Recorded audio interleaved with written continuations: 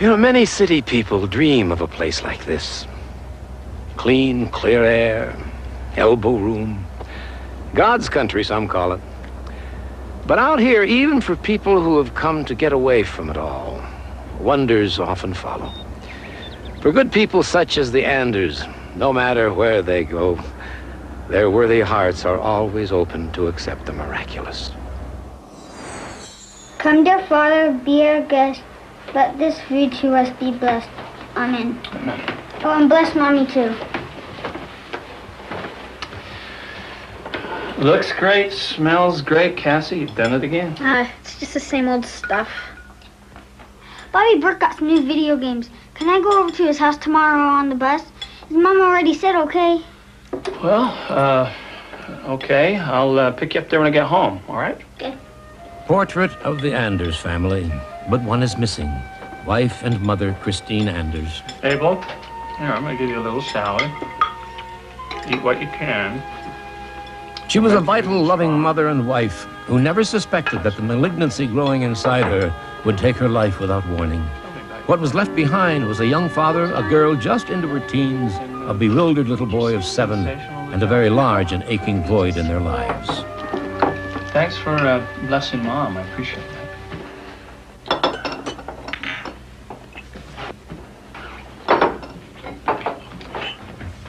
Daddy, will you tell me the mommy story for bedtime? Okay, but you've got to get your bath without me having to tell you twice. I'll get right to it. I'll run my own water. It's a mommy story again. Oh, I don't mind. Sometimes I think it does me as much good as it does him. It's important we don't forget. You know, Cassie, you're so much like her. Well, we all have to be strong. Listen, I've got some homework to do. Good night, Daddy. I love you.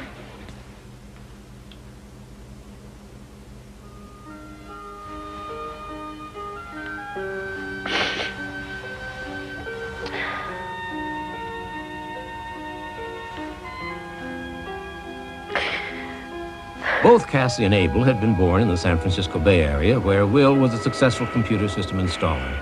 But after their loss, Will brought the kids back to his boyhood home in Beals, Wyoming, population 2,501.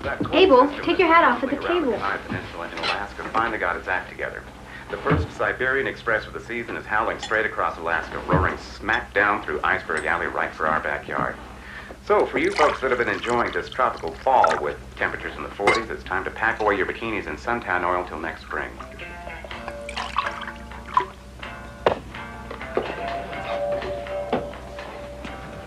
Breakfast is getting cold. I'm running late already. I was hoping to get home early, but it's not looking too good. Well, don't forget to pick up Abel from the Birch tonight. Bye, Cassie. Bye. So long, Squirt.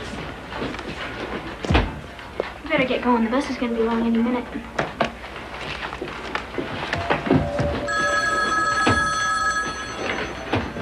Hello? Setting up a new business installing computer systems took a great deal of Will's time. His days always started early and were seldom over before dark. But he knew that he could depend on Cassie to take care of Abel, the house, and anything else that needed doing. Come on, Abel!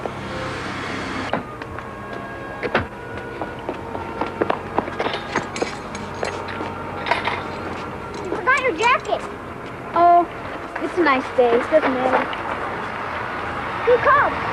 Mrs. Larkin, she isn't feeling very well, so I'm going to go to the store for her today. Most people were impressed how young Cassie Anders had taken charge when her mother passed away. And if taking care of her family chores wasn't enough, she could always find a little time to help out the neighbors, like Mrs.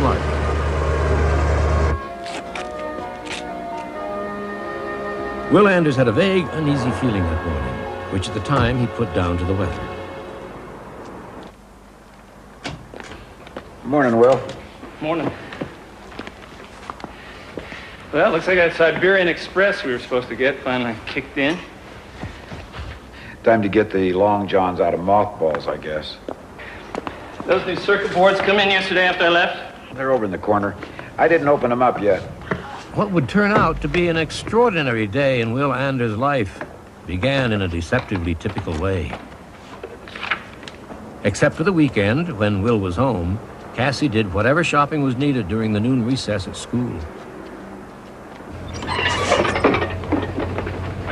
Abel, behave yourself at the Burks. Dad'll pick you up when he gets home.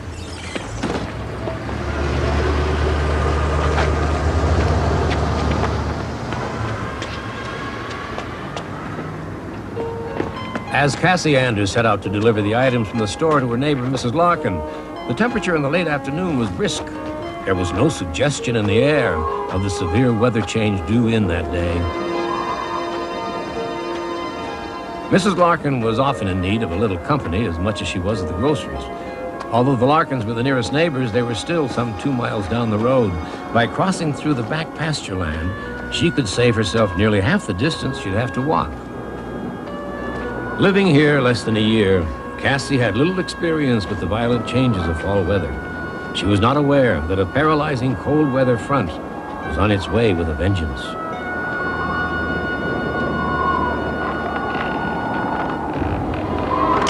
Suddenly, in that blink of an eye, it took for Cassie's leg bone to snap above the ankle. Life, as it had been, was utterly changed. She was completely, totally alone and helpless.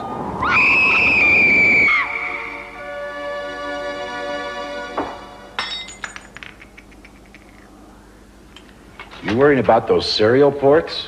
No, they'll work at it. All day long, I've had this feeling. I don't know.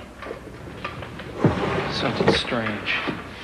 I've got a strange feeling, too, and it's telling me we're not going to get this wrapped up tonight. Yeah, I'm afraid that's not going to happen. I still have to drive over to Twin Buttes and drop off the bid to that real estate office installation, then pick up my boy at the neighbor's. If I get too late, Cassie worries. Well, why don't you get out of here? I'll finish up what I can in the next hour, then call it a day. All right. Later, Will Anders would remember the uneasiness that he couldn't shake all that afternoon. Don't forget you wanted to take those invoices to mail off. Right. The temperature had already dropped nearly to the freezing point. Cassie knew that if she did not get help pretty soon, she would most certainly die. But freezing to death in that bleak and wind-blown pasture was not her only concern. This remarkably selfless young girl felt worse about leaving her father and little brother to take care of themselves.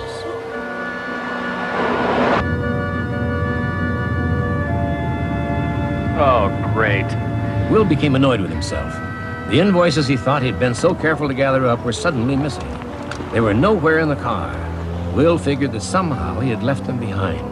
By this time, Cassie had been lying in pain on the hard ground for hours. The relentless wind ripped at her, and the temperature kept falling, now below freezing. She could feel the warmth of life beginning to slip away from her. Then, as she felt her final moments approaching, a very strange thing happened.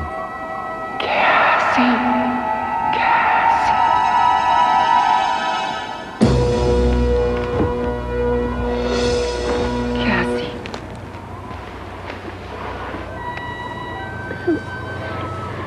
Who are you? Someone that lost a dear little girl just like you a long time ago. In a winter storm like this one. Wait, he just this second came in. It's for you, Mrs. Morgan. Hello, this is Will Anders. My name is Lillian Morgan, Mr. Anders. Your little Cassie has fallen down in the back pasture and broken her leg.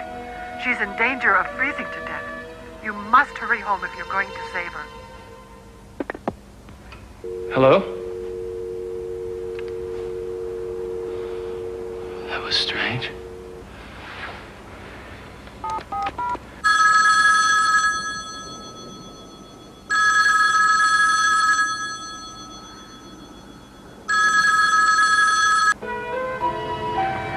Close your eyes now, darling. And I'll watch over you until your daddy comes. Is my daddy coming? Oh, yes, don't worry. Your daddy's coming.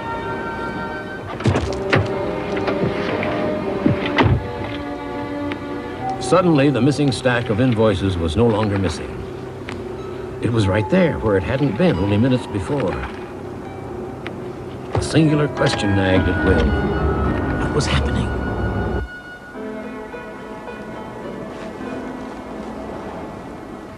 As he sped toward home, Will was plagued with more questions.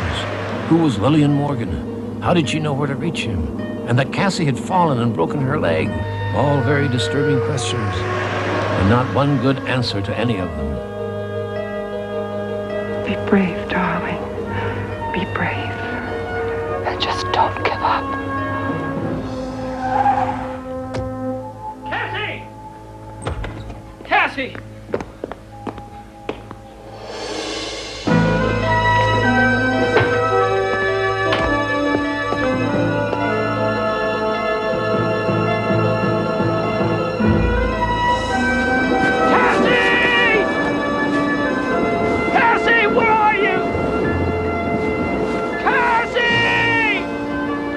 Don't you worry now, your daddy's going to find you. Cassie! Cassie! Daddy? Daddy! Cassie! Cassie! Oh, thank God.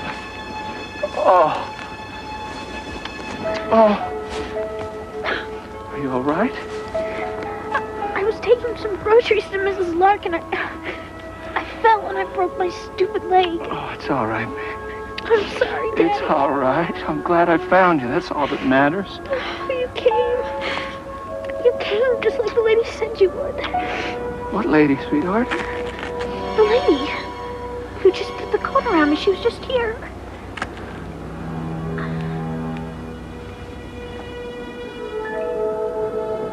She was wonderful. If she hadn't wrapped that coat around me, I would have died. We have to find her, Daddy, to thank her. We'll do that, sweetie. Will discovered there was a Lillian Morgan listed in the Twin Buttes telephone directory. He and Cassie decided to pay a call to the mystery lady to thank her in person and perhaps find the answers to their many puzzling questions.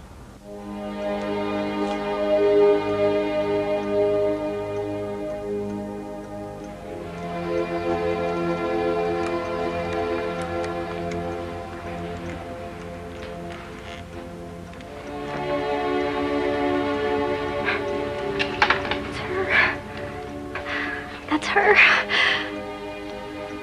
The lady who put the coat over me. Who talked to me and kept me warm. My sister's been totally paralyzed for the past 6 years. She can't even speak a word. My girl had this clasped in her hand when I found her. Does this mean anything to you?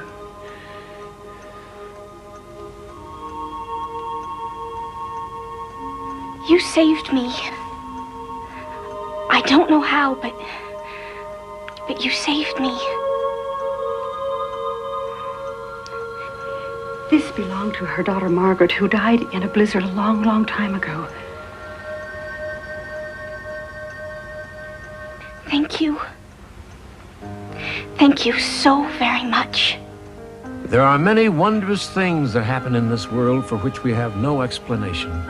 We can question them and analyze them, or we can, as the Anders family of Jackson County, Wyoming has done, learn simply to accept them into our hearts.